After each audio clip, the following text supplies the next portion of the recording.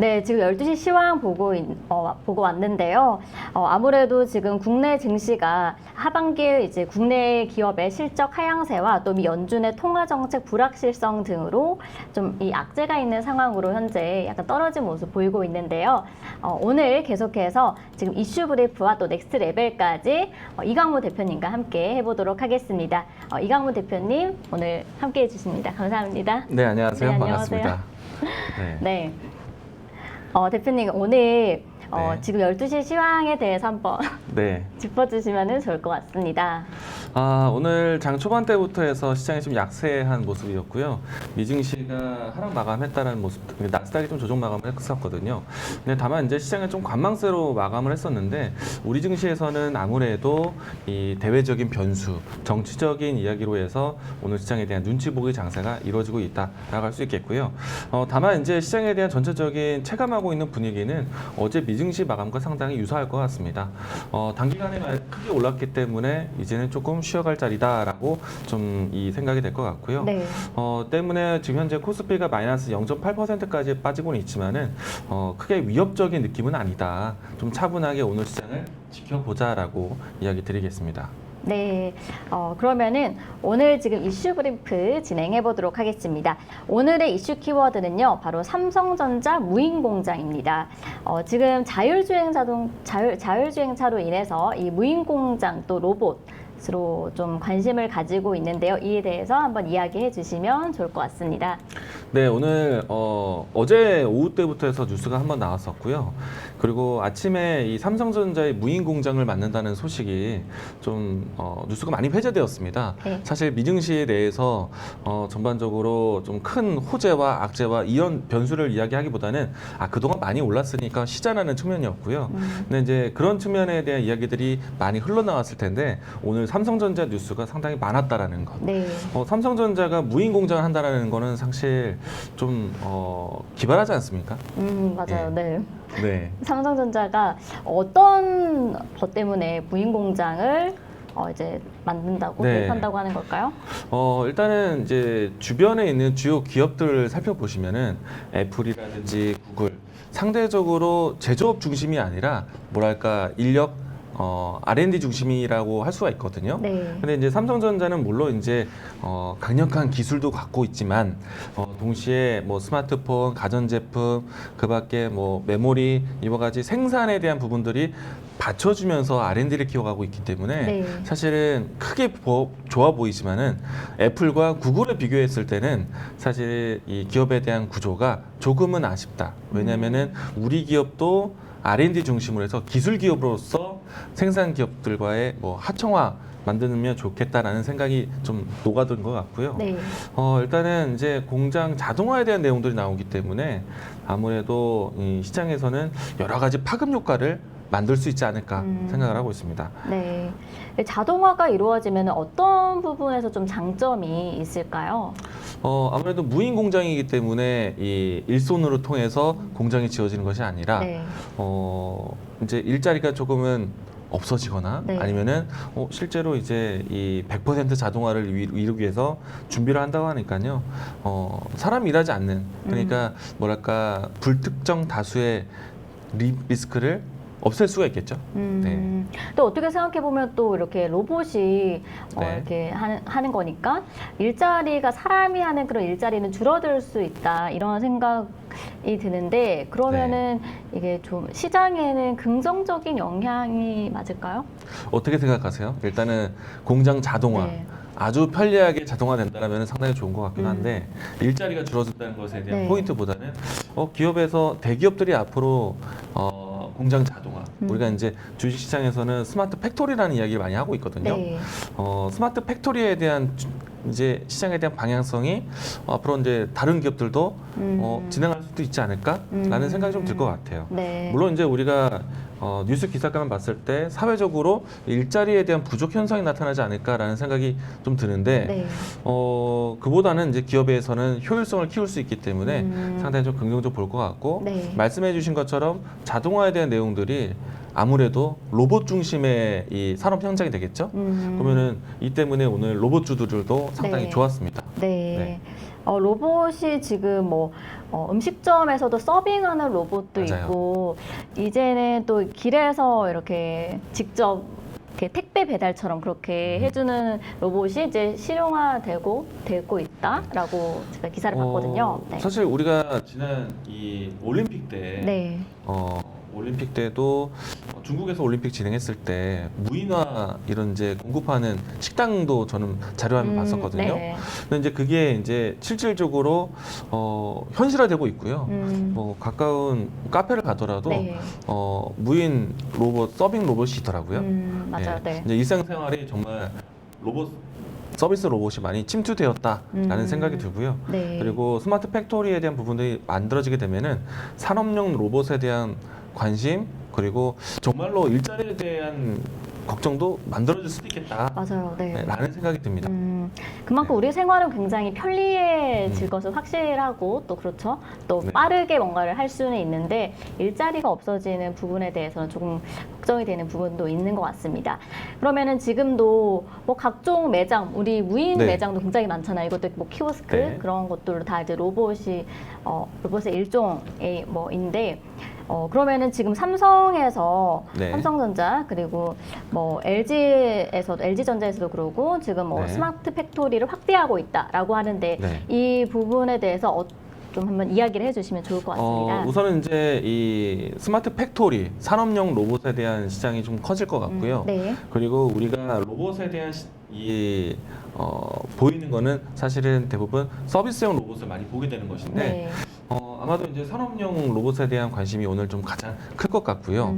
그리고 삼성전자의 이 향보에 네. 다른 이제 기업들에 대한 영향도 커질 것이다라고 전망하고 있는데 일찌감치 현대자동차나 LG전자 쪽에서는 무인화 공장에 대한 준비를 꾸준히 해왔습니다. 네. 그리고 자체적으로 LG전자 같은 경우에는 로봇 산업에 대한 수직 계열화된 계열사도 있는 상태이고요. 네. 그리고 현대자동차 같은 경우에는 아시겠지만은 보스턴 다이나믹스 이 로봇 기업을 인수를 했지 않습니까? 네. 그와 같이 이 자동화에 대한 준비, 그러니까 실질적으로 서비스용 로봇에 대한 소개가 많지만은 네. 아무래도 이 주요 대기업들이 로봇 산업에 대한 관심이 계속해서 이어지는 것에 대해서는 우리가 좀 하나의 기술적인 변화 그리고 이 새로운 먹거리에 대한 관심 네. 가져갈 필요가 있겠다라고 할 수 있겠습니다. 네, 로봇 시장에 대해서 우리가 관심을 계속 가져봐야 좋을 것 같은데요.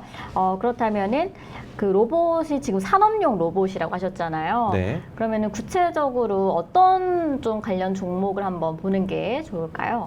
우선은 이제 산업용 로봇 같은 경우에는 하나의 이제 제품이 만들어졌을 때 공장의 이 과정이 여러 가지 단계가 거칠 거예요. 네. 작은 일손부터 해서 큰 이런 구조를 만드는 일도 이제 로봇이 직접 참여할 수 있다는 것이고요. 네. 근데 이제 자료 화면이나 이런 것들을 보시게 되면은 로봇이 참여하는 모습들이 어떤 팔과 같은 모습을 띠고 있잖아요. 네. 그걸 이제 관절형 로봇이라고 하고요. 그리고 단순하게 이제 제조 생산 공장 같은 경우에는 제품을 만들고 다시 또 이동되는 네. 물류와 같은 운송이 좀 필요합니다. 그런 부분들을 또 따라갈 수 이제 그런 이 사람들이 네. 지게차로 옮기는 그런 소비가 아니라 실질적으로 로봇들이 이와 같은 물류에 대한 역할을 할 수 있는 물류 로봇도 하나의 또 산업형 로봇이다라고 할 수 있겠고요. 네. 뭐 우리가 이제 보통 협동 로봇이라고 하는데 물류에 대한 방향을 인지해서 이루어지는 이제 로봇들. 네.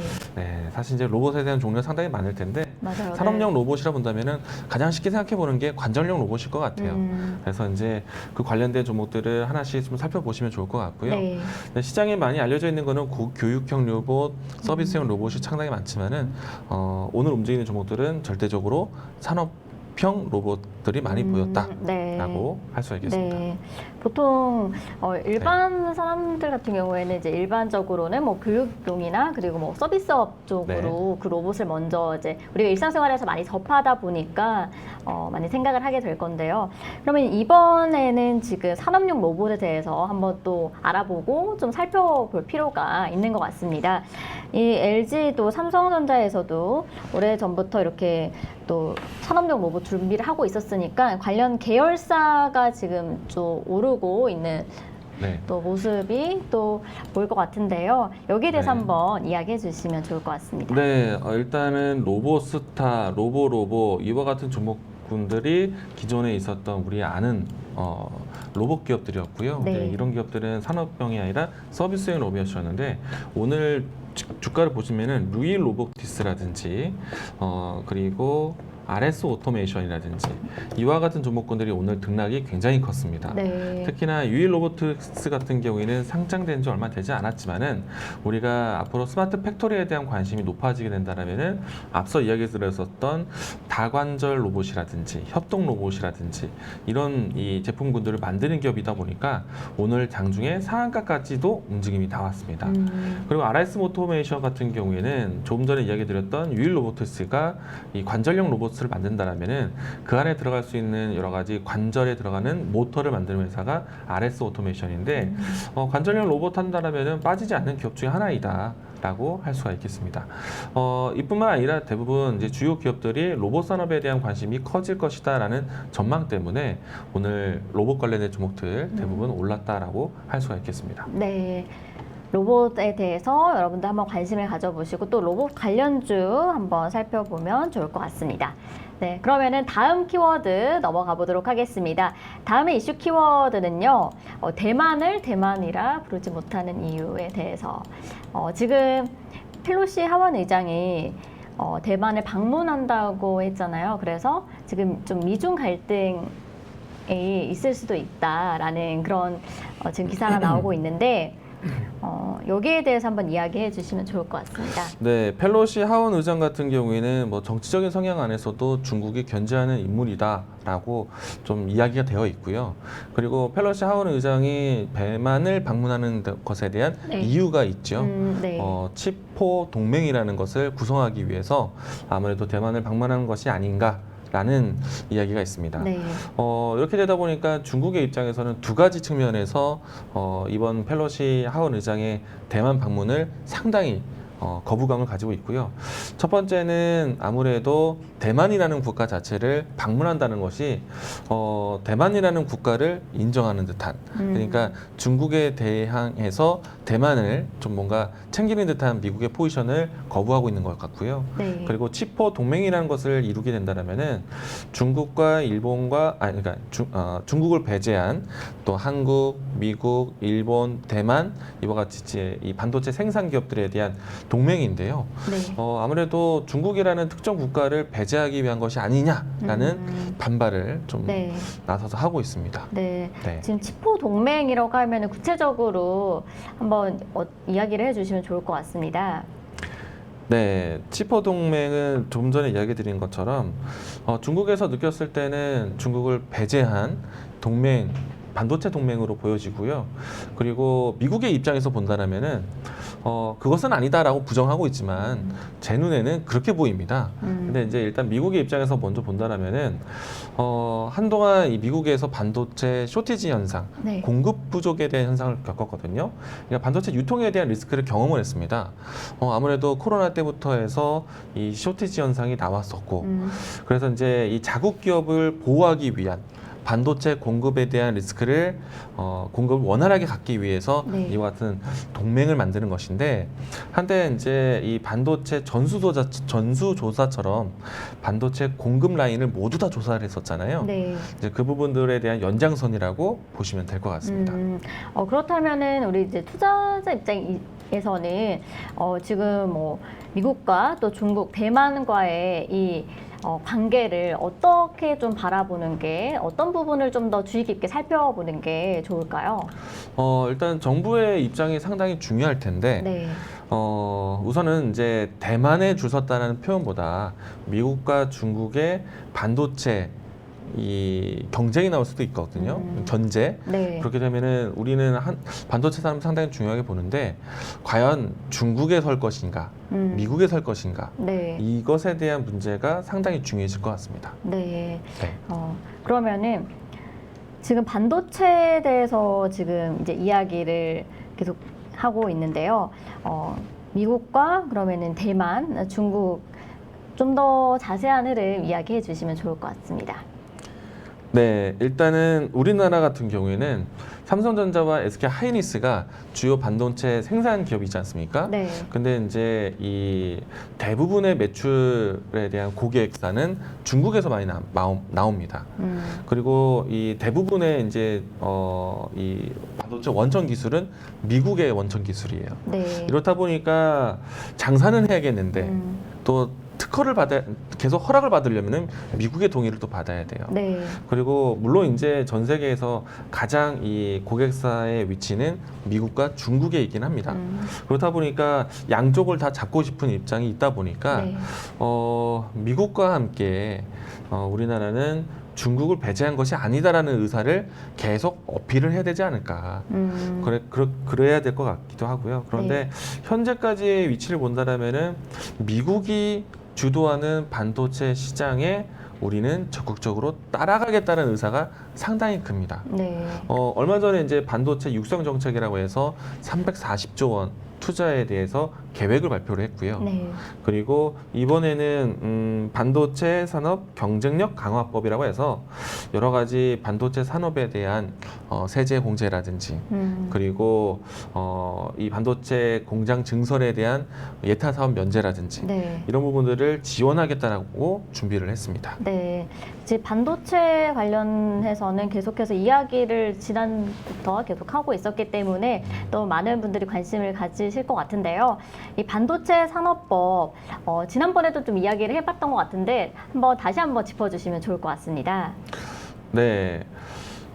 일단은 반도체 육성 정책이라는 것은 사실은 우리나라의 중요한 산업이니까 지금 이 시기가 차세대 반도체에 넘어가는 네. 기술 발전에 상당히 중요한 시기다라는 것을 정부도 감지를 하고 있고요. 아무래도 우리가 코로나 때문에 중국이라든지 아니면 우리나라에서도 공장이 멈출 수 있다라는 불안감 네. 이 때문에 공급망에 대한 부분들이 상당히 좀 위협이 되었었는데 네. 한동안 우리가 이런 얘기도 했습니다. 반도체 때문에 자동차를 못 만든다. 반도체 때문에 무엇을 못 만든다. 이처럼 이제 반도체 공급망에 대한 리스크가 실질적으로 존재를 하다 보니까 그것에 대해서 좀 이 정부에서도 적극적으로 준비를 하겠다는 게 좀 있었죠. 네. 네. 반도체 산업 육성 정책. 네. 추가적인 설명은 더 하지 않아도 될 것 같습니다. 네, 알겠습니다. 그러면 지금 이 문제는 약간 정치적으로도 좀 알아볼 필요가 있을 것 같은데요. 네. 네. 일단은 계속 말씀드리지만은 치포 동맹 자체가 중국을 배제하는 일인가? 중국의 입장에서는 사실 기분이 나쁠 수밖에 없죠.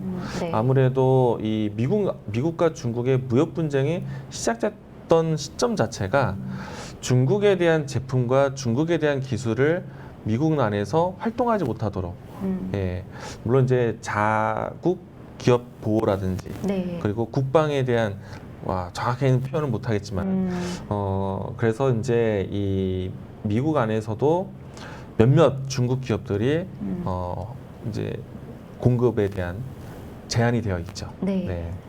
그러면 앞으로도 계속 미국이 어떻게 이제 네. 하는지를 한번 이제 살펴보는 거죠. 네. 앞으로의 흐름은. 일단은 지금 펠로시 의장이 오늘 대만에 도착할 것이고 네. 내일 중요한 이제 의회가 있을 것으로 전망하고 있는데요. 그 기간 동안에 중국에서는 무력 도발에 대한 이야기 언급도 했지만은 실제로 진행될지는 여부는 지켜봐야 될 것 같고요. 네. 그리고 무엇보다도 이 내일 의회에 대한 네. 결과를 통해서 과연 이제 대만 쪽에서 치포에 대한 활동을 얼마만큼 이제 동맹 관계를 갖는지 네. 이게 중요할 것 같습니다. 네. 때문에 내일 발표 이전까지는 아무래도 시장에 대한 정치적 요인도 있겠지만은 시장에서는 좀 관망세, 견제가 네. 나오지 않을까 예상을 합니다. 네.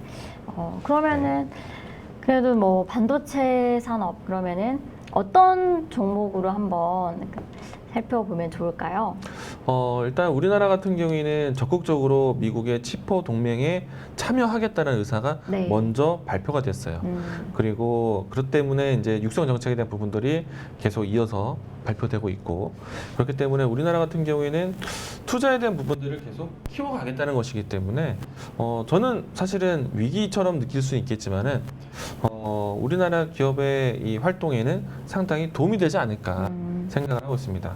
만약에 중국 공급에 대한 리스크가 부재가 생겨서 악재가 된다라면은 저는 오히려 조정의 기회가 아닐까. 물론 이제 장기간으로 본다라면은 어느 선에 나서야 될지는 조금 더 고민을 해봐야겠지만은 네. 저는 일단 미국 주도 하에 중국을 압박하는 이 과정은 사실 우리나라 반도체 기업에게는 나쁘지는 않을 것 같다.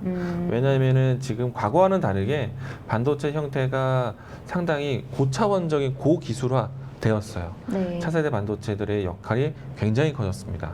그렇기 때문에 그 부분들을 좀 풀 수 있는 시장, 또 협력할 수 있는 시장은 미국이 좀 더 가깝지 않을까 생각을 합니다. 네. 그렇다면 지금 이렇게 정리를 해주셨는데요. 그럼 국내 반도체 시장, 반도체 관련주 한번 좀 더 유의 깊게 살펴보는 게 좋을까요? 네, 일단 전반적으로 시장의 분위기가 시장을 좀 지켜보고 있습니다. 네. 조정 분위기도 나오고 있지만은 일단 삼성전자 같은 경우에는 오히려 반등세의 모습 보여주고 있거든요. 지금 현재 시간대 보합권 숫자 100원 정도 올라가는 정도의 위치긴 하지만은 지수 대비해서 전체적인 반도체 리스크에 대한 걱정이 주가에서는 보이진 않는다라는 생각입니다. 그래서 이제 오늘과 내일 정도에서는 삼성이라는 기업에 대한 이 앞으로에 대한 일정에 대해서 굉장히 중요한 일정이 될 수 있기 때문에 가장 중요한 변동은 삼성전자 주가가 아닐까라고 생각이 되고요. 만약에 삼성전자의 주가가 큰 변동 없이 자리를 잘 지켜준다라면은 다른 종목들도 만약에 오늘 조정 나왔던 것들도 빠르게 회복하지 않을까. 그래서 오늘은 삼성전자 중심으로만 지켜보시면 좋을 것 같다라고 이야기 드리겠습니다. 네, 좋습니다. 그러면 오늘은 일단 삼성전자 위주로 한번 살펴보는 게 좋다고 말씀을 해주셨습니다.